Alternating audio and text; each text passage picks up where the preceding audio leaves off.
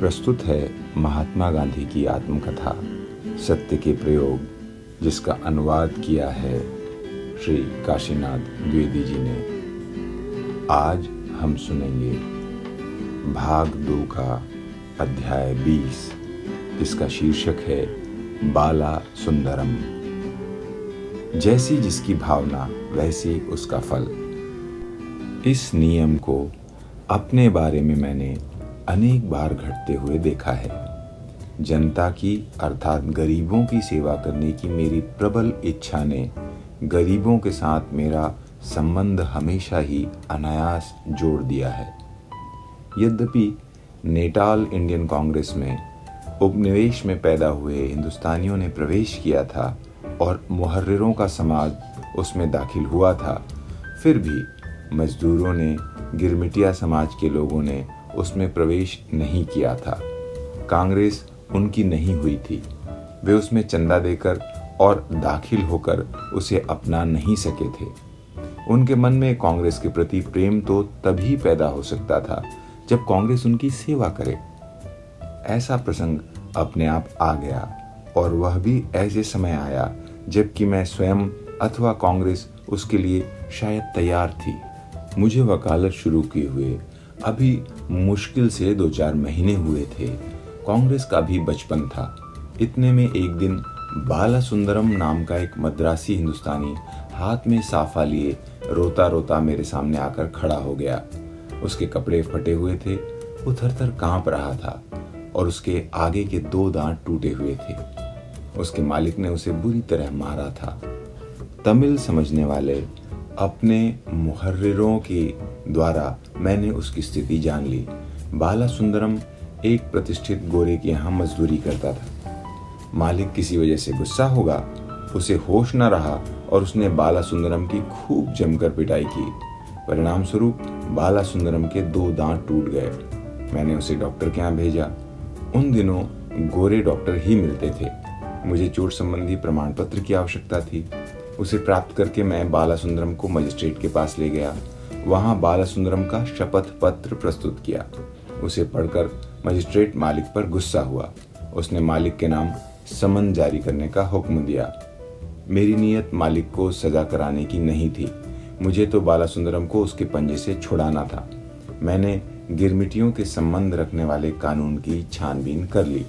यदि साधारण नौकर नौकरी छोड़ता तो मालिक उसके खिलाफ दीवानी दायर कर सकता था, पर उसे फौजदारी में नहीं ले जा सकता था।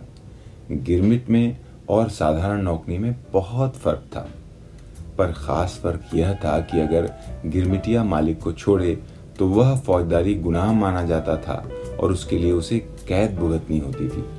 इसलिए सर विलियम विल्सन हंटर ने इस स्थिति को लगभग गुलामी की सी स्थिति माना था। गुलाम की तरह गिरमिटिया मालिक की मिल्कियत माना जाता था।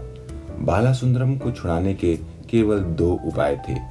या तो गिरमिटियों के लिए नियुक्त अधिकारी, जो कानून की दृष्टि से उनका रक्षक कहा जाता था, गिरमिट रद्द करे या दूसरे के नाम लिखवा दे, अथवा मालिक स्वयं उसे छोड़ने को तैयार हो जाए। मैं मालिक से मिला। उससे मैंने कहा, मैं आपको सजा नहीं कराना चाहता। इस आदमी को सख्त मार पड़ी है, सो तो आप जानते ही हैं।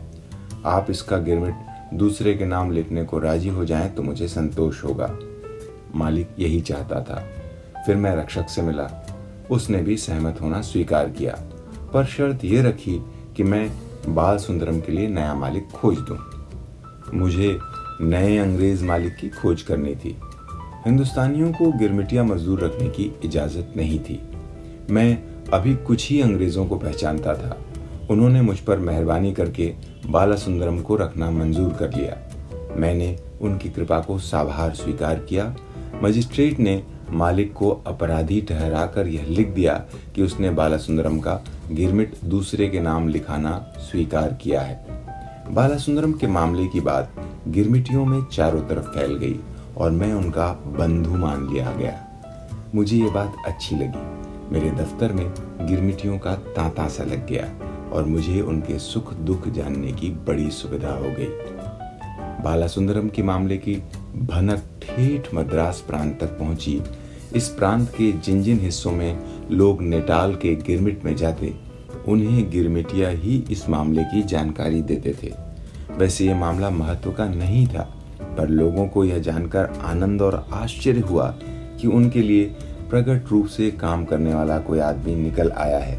इस बात से उन्हें आश्वासन मिला। मैं ऊपर लिख चुका हूँ कि बालासुंदरम अपना साफा उतार कर और उसे अपने हाथ में रखकर मेरे पास आया था। इस घटना में बड़ी करुणा भरी है, इसमें हमारी बेइज्जती भी भरी है। पगड़ी उतारने का मेरा किस्सा तो हम जान ही चुके हैं। गिरमिटिया और दूसरे अनजान हिंदुस्तानी जब किसी भी गोरे के घर में दाखिल होते तो उसके सम्मान के लिए पगड़ी उतार लिया करते थे, फिर वह टोप हो या बंधी हुई पगड़ी हो या लपेटा हुआ साफा हो। दोनों हाथों से सलाम करना काफी नहीं था। बालासुंदरम ने सोचा कि मेरे सामने भी इसी तरह आना चाहिए। मेरे निकट बालासुंदरम का यह दृश्य मेरा पहला अनुभव था। मैं शर्माया। मैंने बालासुंदरम को साफा बांधने के लिए कहा।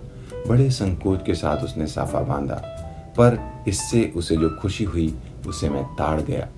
दूसरों को अपमानित करके लोग अपने को सम्मानित समझते हैं। इस पहेली को मैं आज तक हल नहीं कर सका हूँ।